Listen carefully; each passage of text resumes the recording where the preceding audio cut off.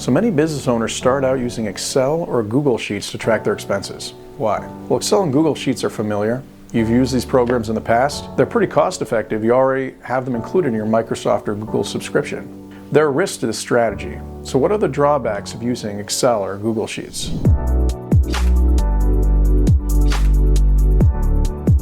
Number one, data inaccuracy. So manual data entry into Excel increases the likelihood of human error impacting real dollar decisions. Number two, heavy manual work. So Excel and Google Sheets, they don't offer automated processes for transactions or reconciliations, resulting in time-consuming manual work.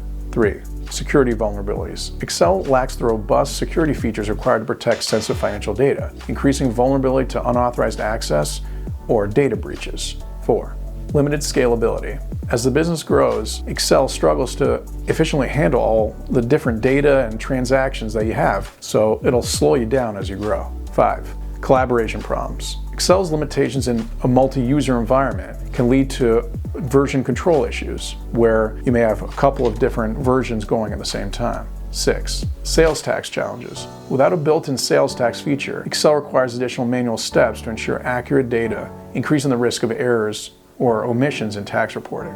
So as your business grows, inevitably you'll want to move to using an accounting platform such as QuickBooks Online or Xero to meet your accounting needs. Looking for more small business financial tips? Subscribe to our YouTube channel today.